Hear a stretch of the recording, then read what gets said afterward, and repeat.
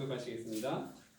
예수께서 나가사 습관을 따라 감난산에 가심에 제자들도 따라 갔더니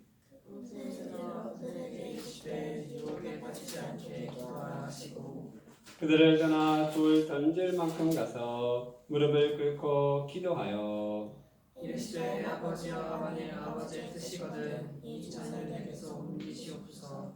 그러나 내 원대로 마시옵고 아버지의 원대로 되기를 원하나이다 하시니 천사가 하늘로부터 예수께 나타나 힘을 더하더라. 예수께서 으쓰고 애써 더욱 간절히 기도하시니 땅이 땅에 떨어질 빗방울과 같이 되더라. 기도 후에 일어나 제자들에게 가서 슬픔으로 인하여 잠든 것을 보시고 이르시되 어찌하여 자느냐 시험에 들지 않게 일어나 기도하라 하시니라. 아멘. 오늘은 예수님께서 유대인들에게 붙잡히시기 직전의 모습을 보여주고 있습니다. 예수님께서는 마지막으로 예루살렘을 만왕의 왕으로 입성하시고 예루살렘 성전을 정화하셨습니다. 성전에서 멸망한 자들을 모두 내쫓으셨습니다. 그리고 성전을 다시 만민이 기도하는 집으로 만드시고 또 그곳에서 하나님의 말씀을 가르치셨습니다. 이제 예수님 생애의 마지막 사역이 남았습니다. 그것은 모든 인류의 죄를 씻기 위해 십자가에서 피 흘리는 것이었습니다. 이것을 위해 이 땅에 내려오신 것이었습니다. 그리고 사람들에게 붙잡히기 전 마지막 장소가 오늘의 감람산 겟세마네 동산이었습니다. 예수님께서 예루살렘에 계실 때는 이곳에 습관을 따라 가셨다고 합니다. 습관을 따라 기도하러 가셨던 것입니다. 그리고 제자들에게 말씀하십니다. 유혹에 빠지지 않게 기도하라.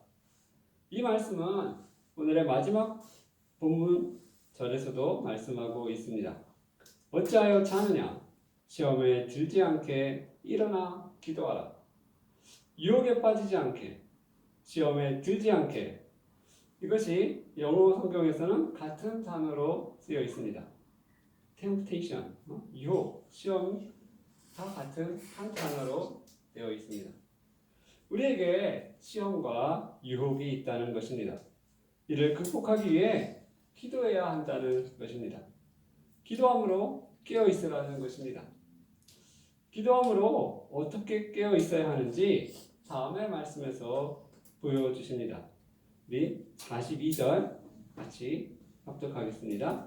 시작. 이르시되 아버지여 만일 아버지의 뜻이거든 이 잔을 내게서 옮기시옵소서. 그러나 내 원대로 마시옵고 아버지의 원대로 되기를 원하나이다 하시니. 예수님도 이 땅에서는 우리와 같은 육체를 가지셨습니다. 오래 걸으시면 피곤하시고 목이 마르셨습니다. 아침에 허기지면 배도 고프셨습니다. 사역으로 피곤하시면 배에서 주무시기도 하셨습니다. 그런데 이제 십자가형을 받으러 가셔야 할 것을 아셨으므로 이를 피하고 싶으셨던 것입니다. 누가 고문을 받으며 세상을 떠나는 것을 기뻐하겠습니까? 채찍에 맞고 침뱉음과 주먹으로 침을 당하고 손과 발에 못이 박히며 십자가에 매달리는 수치를 누가 좋아하겠습니까? 그러므로 이 고난의 잔을 옮기시기를 원하셨던 것입니다. 그러나 그보다 더 원했던 것은 아버지의 뜻이 이루어지는 것이었습니다. 그래서 다음과 같이 기도하셨습니다. 내 원대로 마시옵고 아버지의 원대로 되기를 원하나이다. 예수님께서는 이 기도 후에 자발적으로 사람들에게 다가가셔서 붙잡힘을 당하셨습니다. 고난의 길을 몸소 부딪히러 들어가신 것이었습니다. 그리고는 그 길을 끝까지 감당하시고 십자가에서 우리의 죄를 사하시며 돌아가셨던 것입니다. 이와 같이 예수님은 기도하심으로 승리하셨습니다. 승리하기 전에 기도하심으로 깨어 있으셨습니다. 예수님께서는 우리도 깨어 있기를 원하십니다. 우리는 어떻게 깨어 있어야 하는 것일까요? 이와 관련하여 바울은 빌립보 교인들에게 몇 가지를 말씀합니다. 끝으로 나의 형제들아 로 말씀하시며 다음에 몇 가지를 상기시켜 주십니다. 빌립보 3장 3절에 다음과 같이 말씀하고 있습니다. 하나님의 성령으로 봉사하며 그리스도 예수로 자랑하고 육체를 신뢰하지 아니하는 우리가 곧 할례하라. 그것은 참 이스라엘 사람 하나님의 백성이 누구인지를 말씀하고 있는 것입니다. 혈육을 따른 이스라엘 사람이 참 이스라엘 사람이 아니라는 것입니다. 성령으로 하나님을 예배하며 그리스도 예수님으로 기뻐하고 육체를 신뢰하지 않는 자가 할례파, 즉 참 이스라엘 하나님의 백성이라고 말씀하시는 것입니다. 육체를 신뢰하지 않는다는 것은 내 혈육이, 내 피와 몸이 이스라엘 사람이므로 나는 자동적으로 이스라엘 사람이라는 것을 거부하는 것을 말합니다.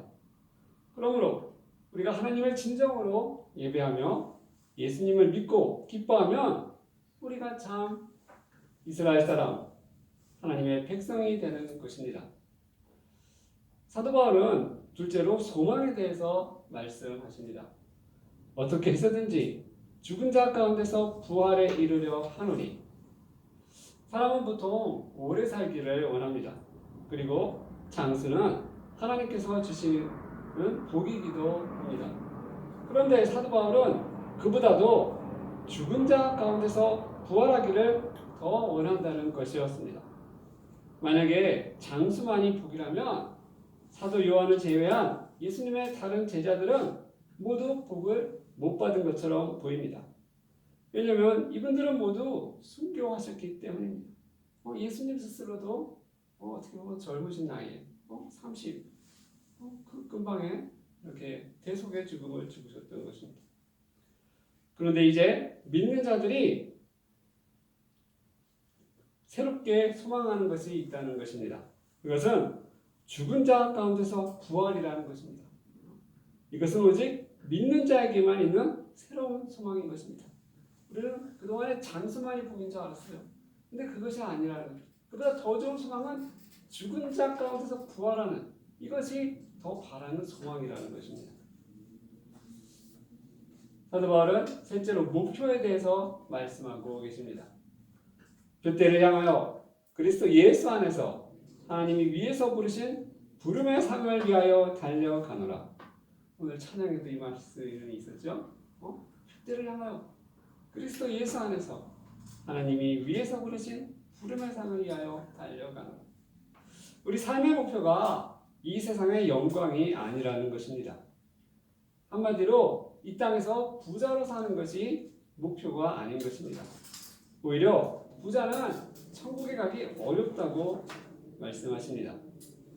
땅의 영광을 추구하는 자들에게 예수님께서 말씀하십니다.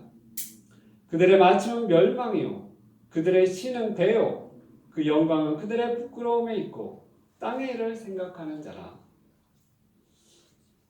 그들의 신은 배라는 것입니다. 그들의 신, 배부름을 위해 산다는 것입니다.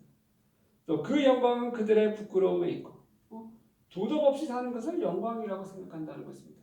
도덕 없이 사는 것, 어떻게 보면 부끄러운 것인데 그것을 영광으로 여기며 산다는 것입니다.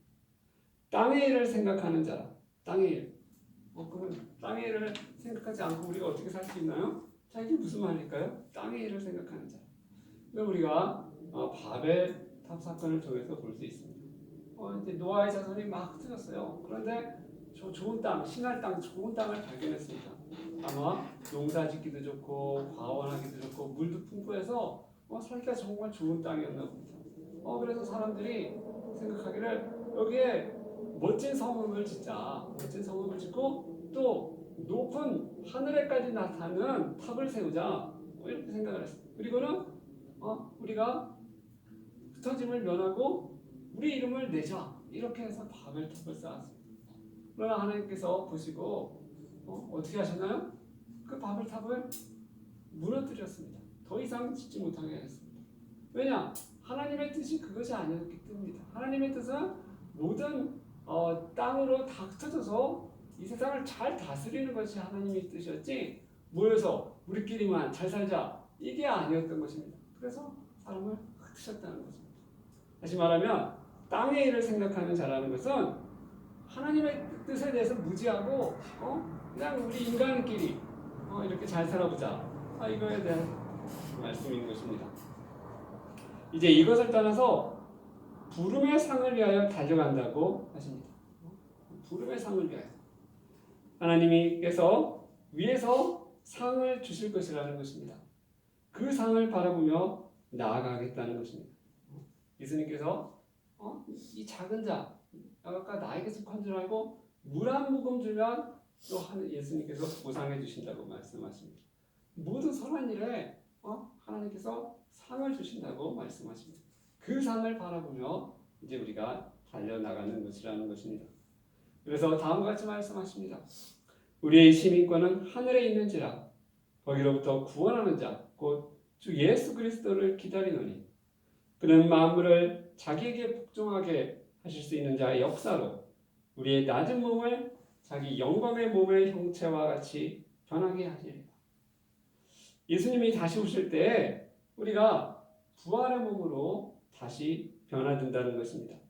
영생의 몸이 있다는 것입니다. 우리 유한한 몸이 있듯이 영생에 따른 몸이 있다는 것입니다.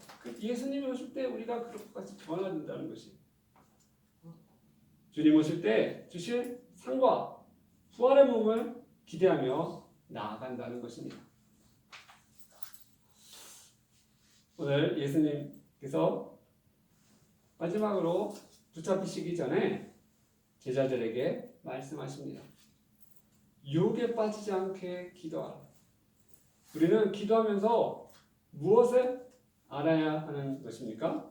여기에 대해 사도 바울은 말씀하십니다. 누가 참 이스라엘인이냐? 누가 참 이스라엘이냐? 누가 참 하나님의 백성이냐? 예수님을 믿는 자, 그가 참 이스라엘인이고 하나님의 백성이라는 것입니다. 또 이 땅의 소망이 무엇이냐? 그것은 장수하는 것? 이것이 아니라는 것입니다. 어떻게 해서든지 죽은 자 가운데서 부활하기를 힘쓴다는 것입니다. 우리는 이제 목숨이 소중하죠. 목숨을 초월해서 살 수도 있는 또 그렇게 되기를 힘쓰는 사람이라는 것입니다. 어떻게 해서든지 죽은 자 가운데서 부활하기를 힘쓰는 자라는 것입니다. 세 번째, 무엇을 목표로 삼느냐?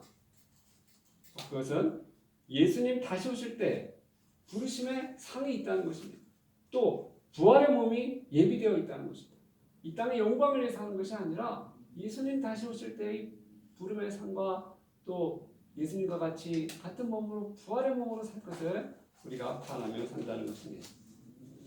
우리가 추구하는 것은 이제 세상의 영광이 아닌 예수님과 함께 사는 삶인 것입니다. 우리가 바라는 것도 예수님이 다시 오시는 것입니다. 기도하고 깨어있음으로 주님과 동행하며 또 주님 다시 오심을 준비하는 우리 모두가 되시길 축원합니다. 말씀 생각하며 기도하시겠습니다.